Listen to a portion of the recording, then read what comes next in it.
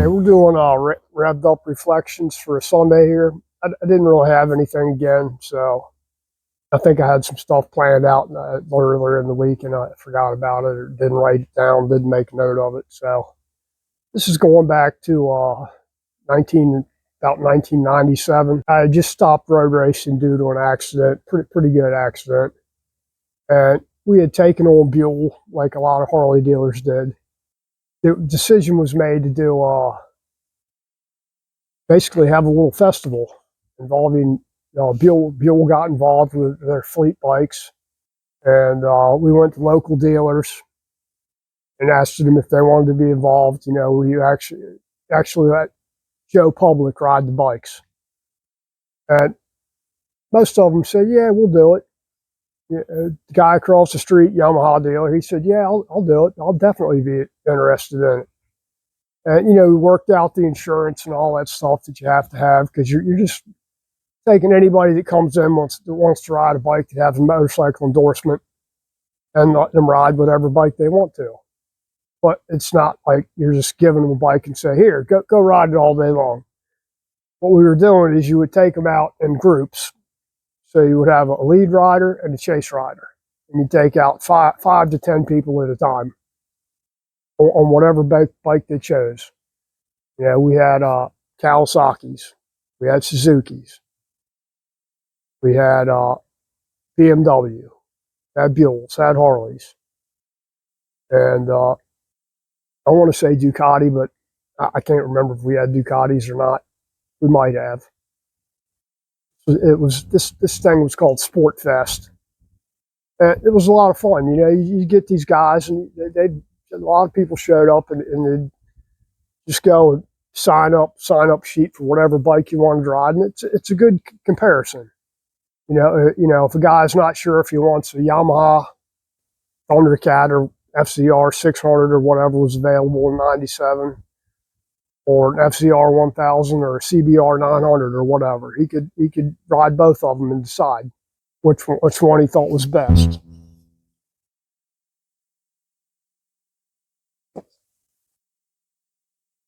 The only guy that didn't want to do it was a local Honda dealer.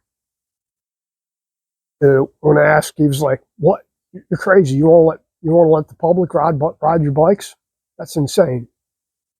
So he was totally against it. But we still had Hondas there, just not from him. Our general manager had, I guess, retired from Honda and came to work for us, moved back to the East Coast and came to work for us. And he made some phone calls to Honda corporate, and they said, "Yeah, we'll send some bikes out." So they didn't even go to the dealer, right? They just sent some bikes out from Honda. So you would get to ride whatever. At, whatever you choose. You wanted to compare a ZX6 to a CBR 600 or whatever, you could compare them. You weren't sure about Buell, so all the Buells were fleet bikes, and they had one of each model there. Actually, I had several of each model, so you could take people out and let them ride them. And like I said, you'd have a lead rider and a chase rider, so you take out five to 10 people at varying speeds. Me and the other guy, we'd swap off lead and chase. We were both road racers at one time. He had retired from road racing a couple of years before I did, and he was good. I mean, I was okay at best. On a good time, I was okay, but not great. He was national champion though for, I want to say, 250 GP class, or somewhere. I don't know if he was champion, but he was up there in the top three, I think, for 250 GP on a little TZ 250.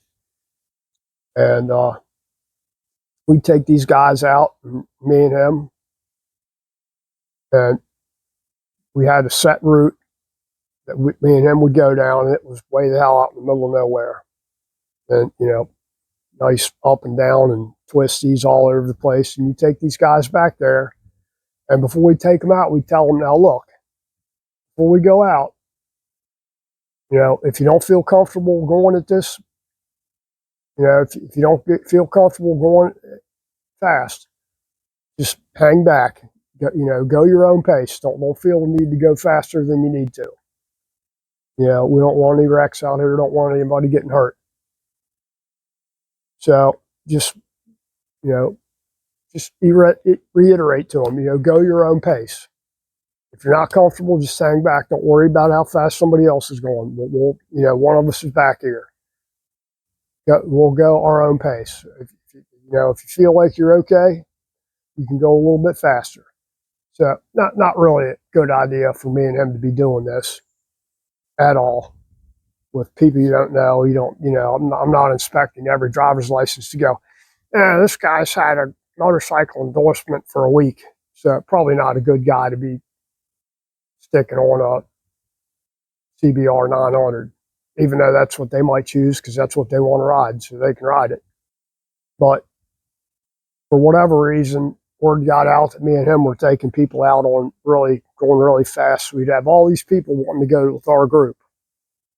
I remember these guys standing there and somebody else is going out, and I was like, man, this guy's over there getting ready to go out. Nah, we want to go riding with you because we heard you guys go really fast. Well, I don't know about that, but I don't know that we'll be going out anytime soon again, so you probably have to wait. And if you want to go ride the bikes, we need to keep these bikes moving because you got a long line of people here. So if you want to go out, you should probably go out with that group over there because, you got 200 people out here wanting to ride bikes that aren't there. So anyway, it was a good time.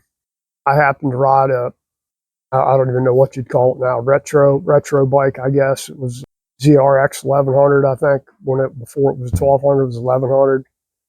And for whatever reason, I like that bike. I like the look of it. I like the way it sat. I like the way it handled. It was a comfortable bike. Not super sporty, it was kind of porky in weight, but it was fun. Not overly sporty. It would be a good bike to hop on and ride all day long, which I did pretty much. I'd switch off different bikes because I'm going to go ride this BMW. So I'd take a BMW out and go back to go back to a Buell White Lightning or whatever, and switch around. Rode I want to say a GSXR 750. Yeah, GSXR 750. And that thing I thought it was pretty stout compared to everything else, but not the kind of bike I'd want to ride around all day long on. And the ZRX 1100 just, at that time, GSXR 750, those bikes all looked the same to me because they were pretty much all the same. It was fun, not really my style. I never did get a ZRX 1100. Got a lot of other bikes, but never got one of those. And evidently the prices on them are still pretty high now, so it was fun to ride though. Just run my mouth about something we did, almost 30 years ago. That was pretty much unheard of at the time. Well, not pretty much, it was unheard of at the time. Nobody was really doing that. Other than, major events where manufacturers were bringing their fleets down, to Daytona or Myrtle Beach or, Loudon, Laconia, Sturgis, whatever they have on the West Coast. But on the East Coast, I think that was the first for that. Because it was pretty much grassroots. It was all dealer based there, pretty much. Well, not pretty much. It was dealer based because this wasn't a major festival. This was just a local dealer putting this on, and it convinced the other local dealers that it'd be a good idea. They might generate some sales, and it did generate some sales for all of us because you got to really compare one bike to the other. Say you were thinking about BMW R1100. Great bike, ridden a lot of them. I rode a lot of them. Great bike, makes all the right noises, looks good, has decent enough power for what it is, and it's not a cookie cutter bike. It's not a GSXR 750 that you're in a complete stance you're committed to. That looks like every other bike out there. or a guy's thinking about a BMW R1100 and rides a ZRX 1100, which is a totally different bike, different purpose. One of them's vintage, one of them's not vintage, one of them's as modern as could be. Different looks, different styles, different rides, which is, everybody likes different stuff. Some guys like Harleys, and that's cool. If that's what you like, that's what you like. And some people like the Buells, which I raced them. I built a bunch of them, drag bike and road race and street. They were fun for what they are. It's just a hopped up Sportster, which we've been doing hopped up Sportsters for years prior to Buell coming out. I mean, years, doing suspension work and engine work and tuning and whatever. First things I think I ever did was with the Buell, with a customer. I had a customer that played bass for a band. He played for the band, but didn't know how famous they were until somebody told me, "Oh yeah, these guys go all over the world," and they did. And guy had a Sportster and was asking about the Buells, and he rode one at the Sportfest thing. I was like, "Man, come on down, ride one. Take one out and ride it. Even if you're not sure, after this is done, come by the dealership. We'll sign you one out. You can ride it for a week or whatever, and see if you like it or not before you decide." So we took him out on a ride. Actually, it was just me and him went instead of with a group. And get back, and he's like, "Man, I kind of like this thing." So he ends up buying one and has it for a couple of months. And they're getting ready to go on a world tour, going to South America or something like that to start a tour. And then they're going to South America, Mexico, and then I think they're going to Europe after that. So he's all set to go. He gets a little happy with the throttle on the bike and wrecks it and messes up his left hand. So I was like, man. He comes in, brings the bike in. I'm doing an insurance estimate on it, and his hand's in a little. It's not a cast, but it's like one of those soft, whatever it is. And he's like, "Man, I don't know if I'll be able to go on tour or not. I should have kept my damn Sportster." I was like, "Well, sorry, man. Didn't know."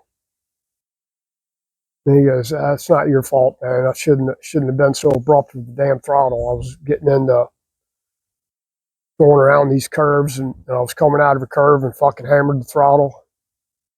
And I was like, "Well, yeah, been a little chilly out. You probably shouldn't have been hammering the throttle on cold tires." Anyway, his hand was on. They X-rayed his hand. They worked on it some before he went on tour, and he was able to go, and it was a success. He didn't really do any damage to his hand. So anyway, I'm just rambling now. So that's about all I got.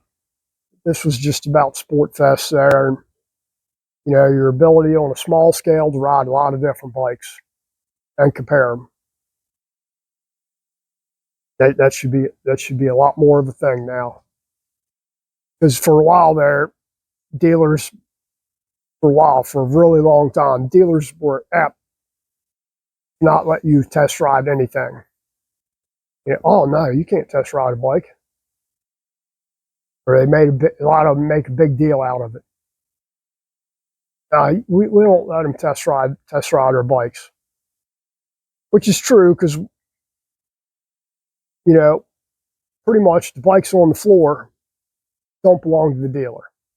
They don't. They're on floor plan, so they belong to the finance company.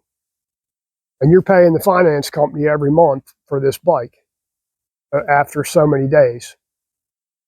Plus, you've got a bike that has pretty much, we'd set up a bike and take it out and ride it 8 miles. 10 miles at the most.